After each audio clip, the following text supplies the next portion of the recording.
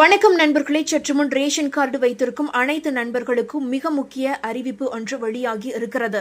Ration card குறித்த மிக முக்கிய அறிவிப்பு என்ன என்பதை தெரிந்து கொள்வதற்கு முன்னாடி இந்த ஒரு வீடியோக்கு லைக் மட்டும் பண்ணி எங்களுக்கு சப்போர்ட் பண்ணுங்க ஃப்ரெண்ட்ஸ். நீங்க கொடுக்குற ஒவ்வொரு லைக்கும் எங்களுக்கு ரொம்பவே சப்போர்ட்டிவா இருக்கு. மறக்காம இந்த ஒரு வீடியோக்கு லைக் கொடுத்து எங்களுக்கு சப்போர்ட் பண்ணுங்க. இந்த சேனலை சப்ஸ்கிரைப் பண்ணலினாலும் பரவாயில்ல, இந்த ஒரு வீடியோக்கு லைக் மட்டும் கொடுத்து சப்போர்ட் பண்ணுங்க. இப்போ வாங்க வீடியோக்குள்ள போலாம். அதாவது தமிழகத்தில் தருமபுரி, நீலகிரி ஆகிய 2 மாவட்டங்களில் குடும்ப அட்டைதாரர்களுக்கு 2 கிலோ கேழ்வரகு விநியோகம் செய்யப்பட்டு வருகின்றன. எனினும் தமிழகம் முழுவதுமே ரேஷனில் 2 கிலோ கேழ்வரகை விரிவுபடுத்த நம்முடைய அரசு தீவிரமாக முயற்சித்து வருகிறது. கொள்முதல் குறைவாக இருந்து வரும் நிலையில் தமிழகத்தின் அனைத்து ரேஷன் கடைகளிலும் கேழ்வரகு விநியோகிக்கப்படுமா என்ற சந்தேகம் நிலவி வருகிறது. இப்படிப்பட்ட சூழலில் தமிழக விவசாயிகளிடம் இருந்து 6000 டன் கேழ்வரகு கொள்முதல் செய்ய தமிழக அரசின் நுகர்பொருள் வணிப கழகத்திற்கு இந்திய உணவுக் கழகம் அனுமதி அளித்துள்ளதாக தகவல் வெளியாகி இருக்கிறது. அதாவது நமது தமிழ்நாட்டில் செயல்படும் ரேஷன் கடைகளில் ரேஷன் அட்டைதாரர்களின் விருப்பத்தின் பேரில் வழங்கப்படும் கோதுமை இந்திய உணவு கழகத்திடம் இருந்து கொள்முதல் செய்யப்படுகிறது. அதேபோல கேழ்வரகையும் இந்திய உணவு கழகத்திடம் பெற்றுக்கொள்ளலாம். சமீபத்தில் கூட உணவுப் பொருள் வழங்கல் மற்றும் நுகர்வோர் பாதுகாப்பு ஆணையர் செய்தியாளர்களுக்கு தந்த பேட்டியில் கோதுமைக்கு பதிலாக கேழ்வரகை கொள்முதல் செய்வதால் கூடுதல் செலவு வராது.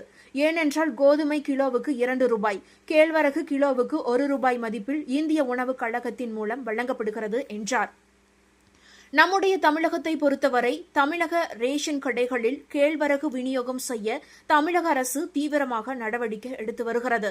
அனைத்து அரிசி குடும்ப அட்டைதாரர்களுக்கும் பொது விநியோக திட்டத்தின் கீழ் விலையில்லா அரிசி வழங்கப்பட்டு வந்தாலும் சர்வதேச சிறுதானியங்கள் ஆண்டை முன்னிட்டு ஊட்டச்சத்து மிக்க சிறுதானியங்களையும் சேர்த்து வழங்க அரசு முடிவெடுத்து பொது விநியோக திட்டத்தின் கீழ் அரிசி பெறும் அனைத்து குடும்ப அட்டைதாரர்களுக்கும் 2 கிலோ அரிசிக்கு பதிலாக 2 கிலோ கேழ்வரகு வழங்க கடந்த 2023 அரசு உத்தரவிட்டது. இதன் முதற்கட்டமாக நீலகிரி, தருமபுரி மாவட்டங்களில் உள்ள கார்டுதாரர்களுக்கு 2 கிலோ கேழ்வரகு இலவசமாக வழங்கப்பட்டு வருகின்றன. மற்ற மாவட்டங்களிலும் கேழ்வரகு விநியோகிக்கும் முயற்சிகள் மேற்கொள்ளப்பட்டு வருகின்றன. அதேபோல ராணுவ வீரர்களுக்கான உணவில் சிறுதானிய உணவு வகைகளை மத்திய அரசும் கட்டாயமாக்கி உள்ளது. இதன் காரணமாக தமிழக விவசாயிகளிடம் இருந்து கேழ்வரகு கொள்முதல் செய்யப்பட்டு வருகிறது. அந்த வகையில் கடந்த சீசனில் 17,000 டன் கேழ்வரகு கொள்முதல் செய்ய அனுமதி அளித்தது.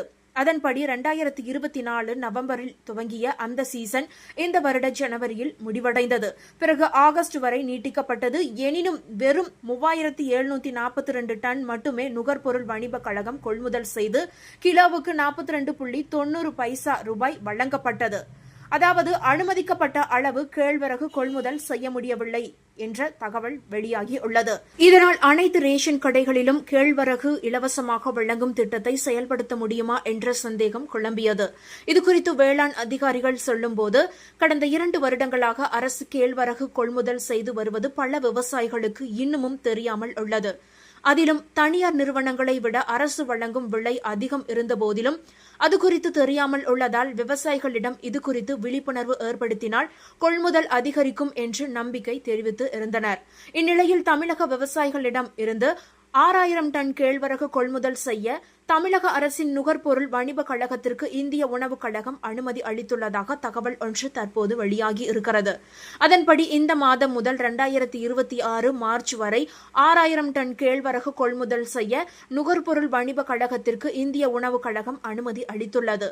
கேழ்வரகு வழங்கும் விவசாயிகளுக்கு குறைந்தபட்ச விலையாக கிலோவுக்கு 48.86 ரூபாய் என 100 கிலோ எடை கொண்ட குவிட்டலுக்கு ரூபாய் 4886 வழங்கப்பட உள்ளது.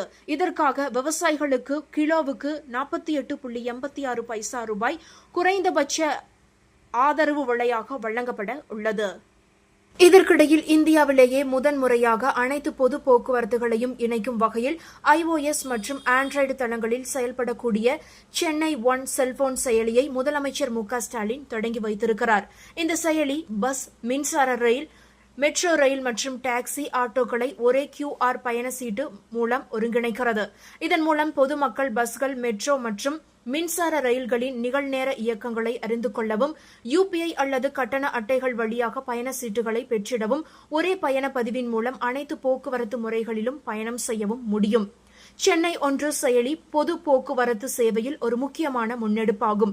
இனி பொதுமக்கள் பயண சீட்டு பெற வரிசையில் காத்திருக்க தேவையில்லை. இந்த செயலி மூலம் எளிதாக கட்டணம் செலுத்தி பயண சீட்டை பெற்று பயணம் செய்யலாம் என்று தெரிவிக்கப்பட்டு உள்ளது. சென்னை ஒன் செயலிக்கு பொதுமக்கள் இடையே பலத்த வரவேற்பு கிடைத்துள்ளது. இந்த சென்னை ஒன் செயலியை ஒரே நாளில் 1,00,000க்கும் மேற்பட்டோர் பதிவிறக்கம் செய்துள்ளனர்.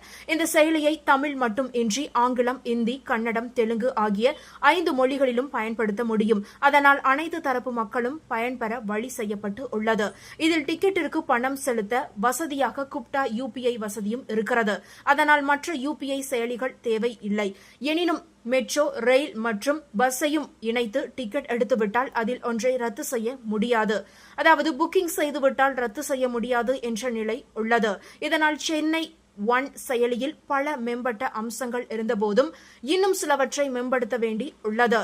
சென்னையில் உள்ள மக்கள் தொகையில் சுமார் 70% பேர் பொது போக்குவரத்து சேவையை தினசரி பயன்படுத்தி வருகின்றனர் என்பது குறிப்பிடத்தக்கது. இந்த ஒரு தகவல் உங்களுக்கு பயனுள்ளதாக இருந்தால் மறக்காம இந்த வீடியோவை லைக் பண்ணி உங்களுடைய ஃப்ரெண்ட்ஸுக்கும் ஃபேமிலிக்கும் ஷேர் பண்ணி விட்டுருங்க. இது போன்ற பயனுள்ள தகவல்களை உடனுக்குடன் தெரிந்து கொள்ள மறக்காம நம்மளுடைய குட்டி இன்ஃபோ சேனலை சப்ஸ்கிரைப் பண்ணி பக்கத்தில் இருக்க குட்டி பெல் ஐக்கானை கிளிக் பண்ணி வச்சுக்கோங்க மக்களே. நன்றி.